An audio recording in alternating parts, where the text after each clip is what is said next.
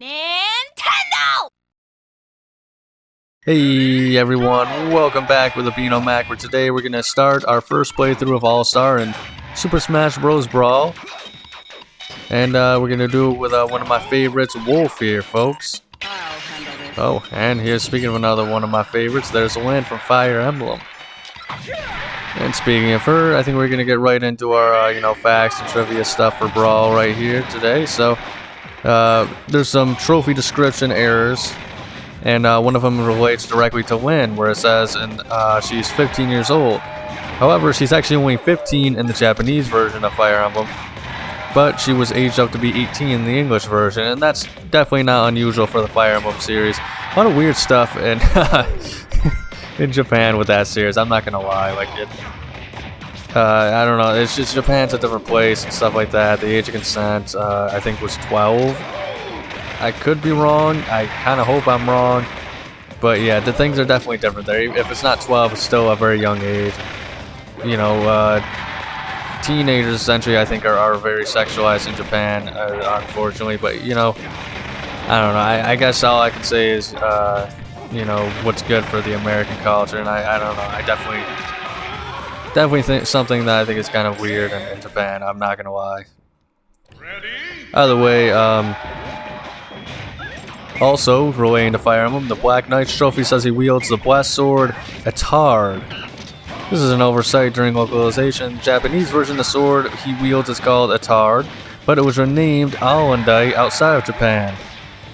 And the European version of Smash corrects this. So just like a minor issue there, and it makes sense, because I'm sure the people that, did the translation for the game, they probably didn't take into consideration the, localizations differences for, those games. Probably because, they were probably more just worried about, the Smash game as a whole, rather than, unlike Sakurai, who probably was the one who looked into all this kind of stuff. I'm sure there was also a lot of other people we worked with on the team that probably were more in charge of that kind of stuff, localization and getting facts right from the games that they played and stuff like that. And then there's also the trophy for the Outset Link. It says he wears a shirt with a shrimp pattern, but it's actually a lobster. Then there's also, I've mentioned it before, Sakurai, he really enjoyed and was pleased with Subspace Emissary, but I didn't actually know this part of it. Apparently the cutscenes were leaked about a week early to YouTube before the game even came out, and that's kind of what created his hatred of leakers and all sorts of stuff kind of getting into the game, in which that's why he has he didn't have a story mode at all in Smash 4, because he was so irritated that the cutscenes got leaked, because in his mind the cutscenes for Subspace and stuff like that are essentially the reward for the players playing the game and stuff like that. And I don't always entirely agree with that kind of mindset, but that's also why Ultimate had very minimal cutscenes in World of Light. But I don't know, I still think that World of Light was also a pretty good game side mode in general as well. I just kind of wish we would have at least one good voice acted kind of story mode, but we'll see if that ever happens. Similar to how All-Star mode is in Melee and was inspired by the arena in Kirby Superstar, the Subspace Emissary can be seen as an analog of Superstar as a whole. The enemies fight similarly to Kirby's enemies, the bosses are harder than the levels, and the Smash Bros. Combat system is already similar to that of Kirby Superstar. Just like Revenge of Meta Knight, you land on the Halberd early, get blown off, and return to Storm properly much later.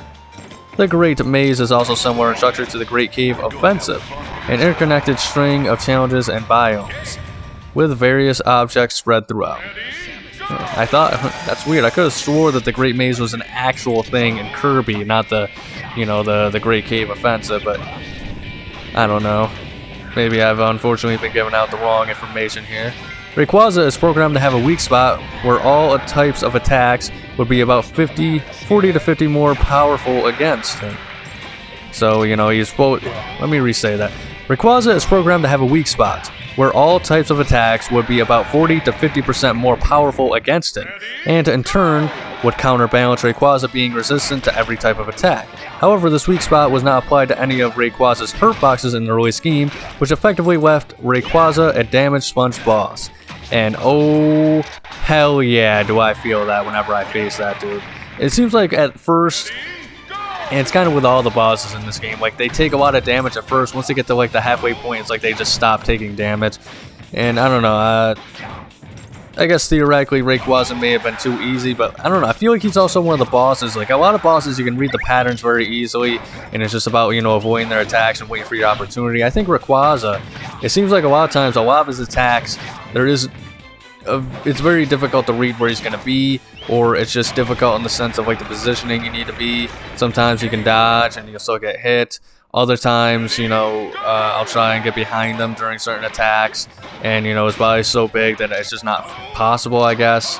So I ended up getting hit anyway. So he's definitely one of the more annoying bosses in this game to deal with as a whole. But you'll see more of that when I do boss battles here, folks. Pat Cashman is well known as a narrator in Bill Nye the Science Guy. And if you don't know that, you know who he is. He is the guy who does, you know, all the introductions for all this stuff, you know. So when it's versus Peach, you know, in classic mode or something like that, that's how it works. He's the guy who's doing the narrating. Also, when you choose your character on the character selection screen, he's the one that announces all the characters' names when you choose them and stuff. So that's also really awesome. Bill Nye, apparently, though, he's actually like a huge asshole in real life. It's not the same guy as the one who's you know, doing the narrating. I'm just saying, since Bill Nye was brought up, yeah, apparently Bill Nye is just one of the most like egotistical douchebags. A lot of people have. It's kind of like one of those "don't meet your hero" story, because apparently a lot of people have like come up to him and said, "Hey, I love your show," and, you know, want to talk science with him and stuff like that. And he's just a dismissive asshole. Apparently he's embarrassed by what he used to do on that show, and it's so sad considering, you know, how that show was like the freaking science show for kids. Is like, you know, kids, especially when, like, you know, middle school and stuff like that, you know, and everybody sung that freaking song, you know, where it goes boo, boo, boo, boo, boo, you know. I mean, that was when that song came on, that was like the hypest, you know, thing in the entire school year. Just everybody unanimously singing that song. Of course, I had pride, so I couldn't, you know, but I couldn't be seen or heard singing that song during school years. But I mean, damn, that's one of the best intro songs to a show I've ever seen. But moving on, there's also, unlike many other high-profile Wii games, such as Punch-Out!, Super Mario Galaxy, Metroid Prime Trilogy, and The Legend of Zelda Skyward Sword, it was never released on the Wii U's Virtual Console, nor was this game ever released on any other system. The possible culprit is Snake, as legal issues with Konami resulted in Snake and all Metal Gear content being dropped from the next installment of the franchise. That makes sense, but like, let's also just be honest, man. Like, Brawl was never... Smash, I don't think ever gets ported to any of the other consoles. I don't know, I honestly didn't even know that those Wii games would get ported to other consoles on the Wii U's Virtual Console. That just makes the Virtual Console so much better, in my opinion, as well as the fact of, like, it's just so sad we don't have that, and instead we have, like, the Nintendo Switch Online subscription service, you know. That really stings, I'm not gonna lie to you.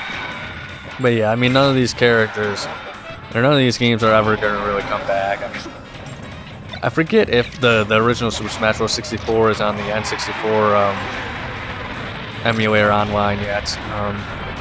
Because like it seems like something that would be there, and it seems like almost all the big games are on the Nintendo Switch 64 online subscription service. But I think they're purposely like withholding content just so they have more stuff to put out there. It's like, oh, see, we haven't put up, you know, Smash 64, you know. I mean, it took forever to get freaking Mario Party and 2 and 3 and stuff like that, man. That's kind of the issue with subscription services. And it seems like at some point they could have, if they ever wanted to, they can just take those off, you know, and, you know, essentially you're screwed with all your saved data and all that sort of stuff, and being able to play those games that you want to play. Whereas with the Virtual Console, once you bought it, you know, it could be taken off the shop, but if you bought it and downloaded it, you have that game infinitely. So that's something I'm definitely not a big fan of the Nintendo Switch Online subscription service with that. That said, I mean, it's kind of like a throw-in type thing.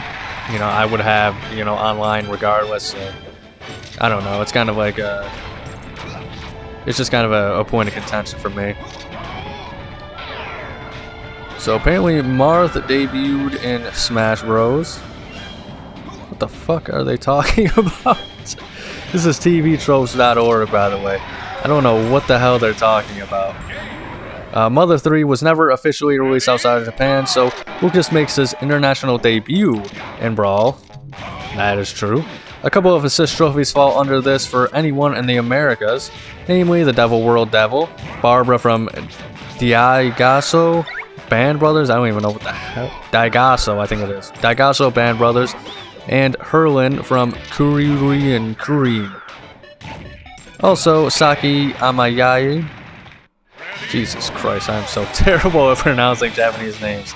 Saki Amamiya from Sin and Punishment averted this, with S&P getting a Wii Virtual Console release 5 months before Brawl debuted. Oh, that's interesting. I actually thought that the first time that showed up in America was on the Nintendo Switch Online. I think that was one of the first games they released for that service. And also, it's probably just the information here is probably just dated. I know that Kurin, or whatever it's called, or how it's pronounced, probably not pronounced correctly.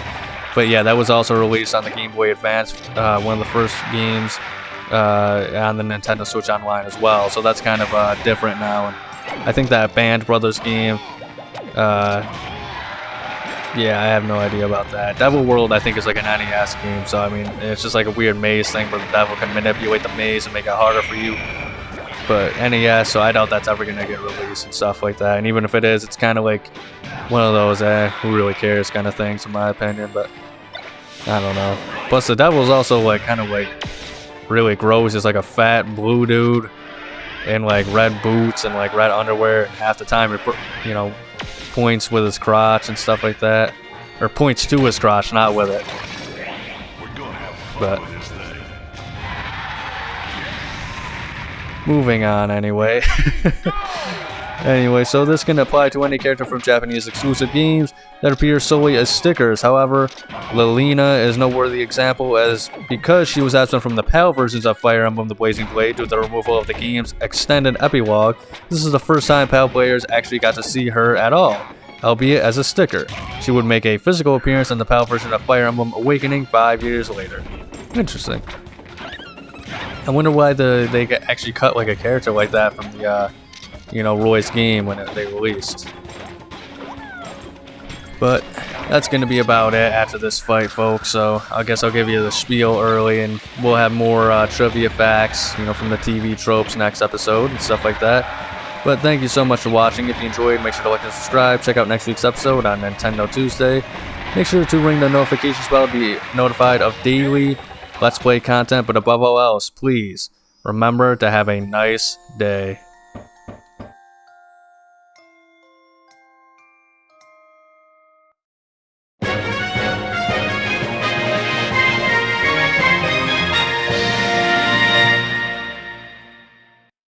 Congratulations!